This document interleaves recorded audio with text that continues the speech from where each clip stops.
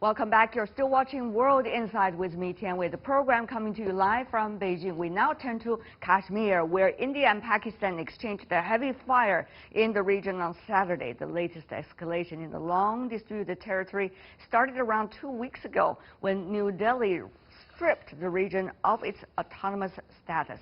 How will this crisis between the two nuclear-armed neighbors play out eventually? Before we ask our panelists from China, India, and Pakistan, take a look at this first. Tensions soar in Kashmir. Pakistan said 3 of its soldiers and 5 Indian troops were killed in crossfire last Thursday, one of the deadliest clashes between the rival armies this year. Following the lockdown on August 5th, New Delhi unexpectedly scrapped Article 370 in the Indian Constitution that had granted Kashmir special status. Indian Prime Minister Modi defended the action, saying the old laws were used to breed terrorism, separatism, dynasticism, and large-scale corruption. Because of this, over the past 3 decades, some 42,000 innocent people have lost their lives. This number can bring tears to anyone's eyes. Meanwhile, Pakistan suspended all trade between the two countries. Prime Minister Imran Khan accused India of planning further military action in the disputed region. This action will not stop at Kashmir. Today I'm sending a message to Narendra Modi. You take action and your bricks will be reciprocated with stones. Islamabad has been calling on the international community to intervene, and the UN Security Council discussed the matter in a closed-door meeting for the first time since 1965. After meeting diplomats from both India and Pakistan in Beijing earlier this month, China's Foreign Minister Wang Yi said that both countries are China's friendly neighbors and the dispute born out of the region's colonial history should be handled in a peaceful way. He also stated that China opposes any unilateral action that complicates the situation. More than 10 million people live in the Kashmir region. The majority are Muslims. Last year, more than 300 militants were killed in Kashmir, and India and Pakistan have fought 2 wars over the land since the 1947 partition.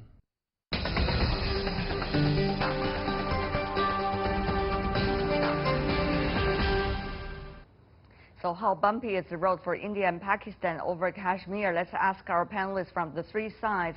In Islamabad, we have Sultan Ali, who is a defense and security analyst and former Pakistani Air Force captain. Welcome to our program. Meanwhile, we want to welcome in New Delhi, India, Sitrapuyude Bhaskar, who is the director of the Society for Public Policy. And also with us in Beijing, Rong Ying, Vice President of China Institute of International Studies. Gentlemen, welcome to our program. Very briefly, from both sides, India and Pakistan, briefly, I mean 30 seconds if you can, sir, from both of you. What do you make of the latest military conflict happened over the weekend? Mr. Bhaskar first.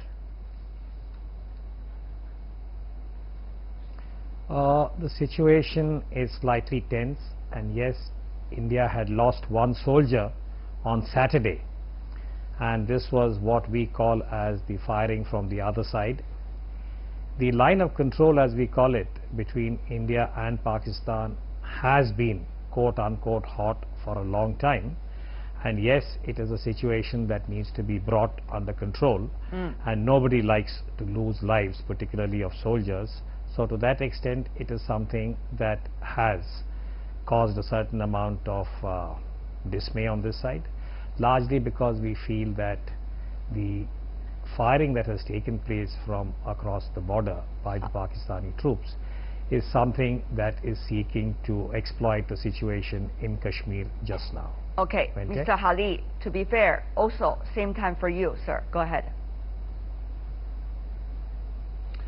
Okay, I look at it this way, that you see, you talked about the Indian government's action on the 5th of August of removing the autonomy of Indian occupied Kashmir. But what has happened after that is that the Indian Defense Minister made 2 very serious statements. One, that India is considering revisiting its first no use of nuclear weapons policy. Number 2, he said that no negotiations will take place with Pakistan except for the return of the Azad Jammu Kashmir, which happens to be under Pakistani control currently. Now, both these statements are very provocative, and what happened over the weekend was, I would not like to get into an argument with my Indian counterpart who started it first, but apparently it was a tit-for-tat action, and we certainly hope that restraint is used. Okay. Mr. Bhaskar, once again, I want to get to your opinion about the 2 points, particularly about two nuclear countries, India, Pakistan. If the more powerful one, namely I do India, want to clarify this, if I may. If the more powerful one, namely India, I just want to clarify one point. Would use nuclear arms when tensions escalate, what would that mean to the rest of the world? Will India be able to hold that responsibility? Go ahead, sir. I want to clarify this, ma'am, to say that this is not an accurate representation of what the Indian Defence Minister, Mr. Rajnath Singh, had said. Let me clarify for the benefit of your viewers and for our panelist who's in Pakistan, the retired Air Force officer. What the Defence Minister in India said is that India is committed to no first use. That has been the policy of India since the nuclear tests of May 1998. And there is no change in the Indian doctrine or the Indian position. What he did say is that as far as the future is concerned, much would depend on the circumstances. And the subtext of that, if I may add, is that there has been some anxiety over the last few years, I would say, when Pakistan has spoken about using tactical nuclear weapons in various exigencies that they may feel is important for their national security. I want to say this emphatically. I've spoken to my Chinese colleagues over the last decade on this subject. The nuclear weapon has only one purpose, and that is deterrence, to prevent the use of any other nuclear weapon, not for changing borders. So I hope that clarifies the Indian position as far as the nuclear weapon is concerned. Thank you, sir. Of course, politicians make statements. Sometimes it's aiming at vagueness so that to have the so-called strategic deterrence. But let me also ask you, Mr. Hali, what about that statement as cited by Mr. Bhaskar from India about so-called tactical use of nuclear weapons from Pakistan? Well, I believe that Pakistan is a responsible state. It does have nuclear weapons which are purely to be used as a deterrence and not as an offensive weapon, unless, of course, we are forced to do that. Now, when Commodore Bhaskar talks about Pakistan developing tactical nuclear weapons, I think he forgot to mention that India launched the strategy of cold start, which means that India will be able to strike at Pakistan in a blitzkrieg type of fashion without giving us the advance warning of getting our strategic nuclear weapons ready. That is why, to counter that strategy, Pakistan has developed tactical nuclear weapons to act as a deterrence against the cold start strategy and not to start a war. Okay. Another question I want to ask you, Mr. Hali, is that about Pakistan's strategic importance, particularly when it comes to fight against terrorism. Now, your Prime Minister, as some international media reports have suggested, have been linking terrorism or the fight against terrorism with what's going on between India and Pakistan and other countries' attitude toward it. Now, would you explain exactly what Pakistan means? Well, Pakistan, you see, has suffered tremendously in the last, I would say, about 12 years or so, because the terror attacks on Pakistan started after 2007. And since then, the armed forces of Pakistan, the people of Pakistan, they have suffered tremendously. We have lost something like 70,000 very precious lives. Every life is precious. And besides that, we have also lost tremendously as far as revenues are concerned. Revenues which were coming due to tourism, revenues that were coming because of trade, because of sports, all that has been on a hold. But Pakistan has fought back against terror and conducted some very important military operations, and we feel that we are on the brink of defeating terrorism. Once that happens, then we will be able to open up for trade and for tourism, and we are not interested in war, because war is no solution to any problem. Okay, Mr. Rong, you've been attentively listening to your two colleagues coming from India and Pakistan. Now, of course, this is more a bilateral issue. However, with the security of the region in mind, it is also an issue concerning everybody, China included. Mr. Rong, what do you make of the latest debate at the United Nations, first of all, about the India and Pakistan conflict regarding Kashmir, and also China's attitude so far? Well, of course, there are closed-door consultation at the UN Security Council is the first in over 50 years. But we haven't seen any result coming out of it. No, of course it's not able to reach anything as we expected.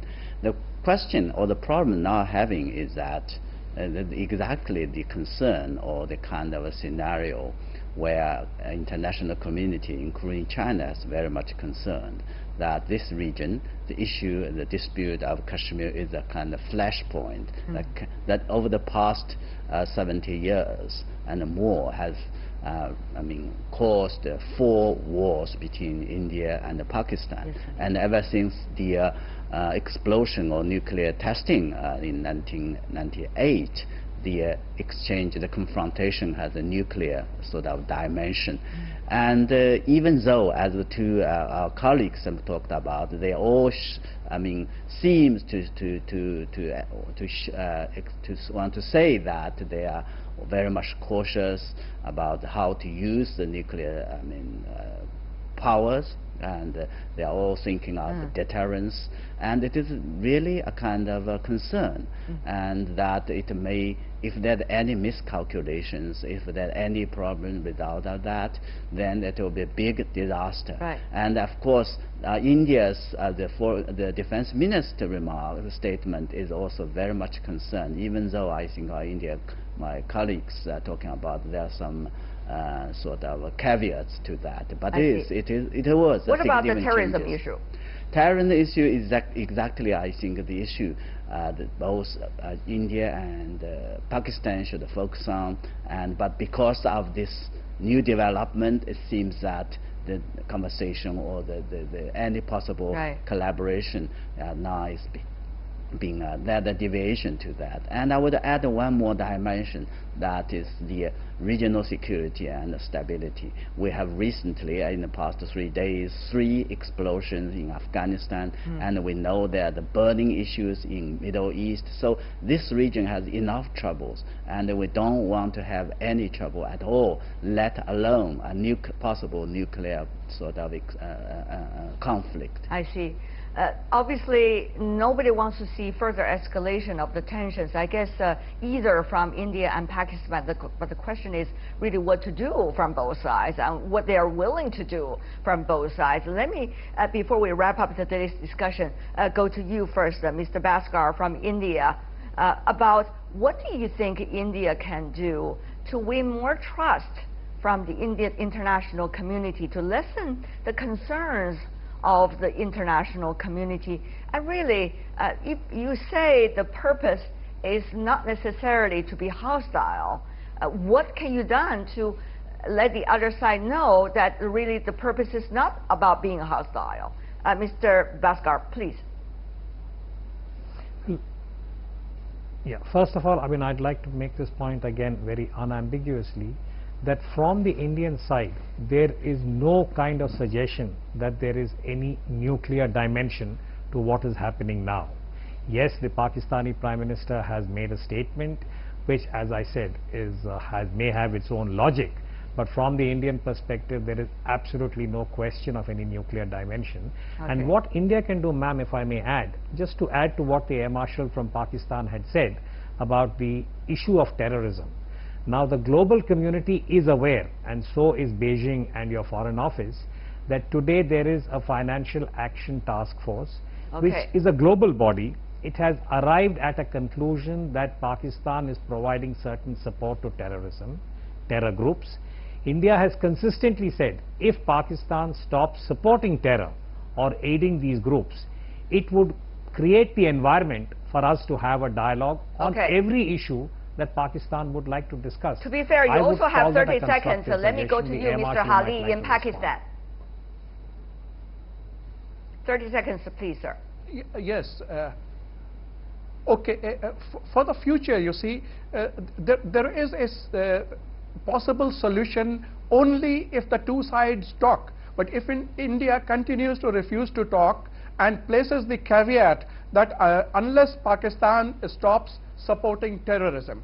Now, you see, both India and Pakistan are victims of terrorism, and unless we talk to each other about how to tackle terrorism, which happens to be conducted by non-state actors, and I don't believe for a moment that any Pakistani has been responsible, you see, on its own or with the state backing in conducting terrorism in India. So let us talk to each other, and I believe we can find a solution. We are running out of time. That's all the time we have for today. Thank you so much, the three of you, for joining us for this discussion. I'm Tian Wei on behalf of the team. Thanks for watching, and tune in next time. Bye for now.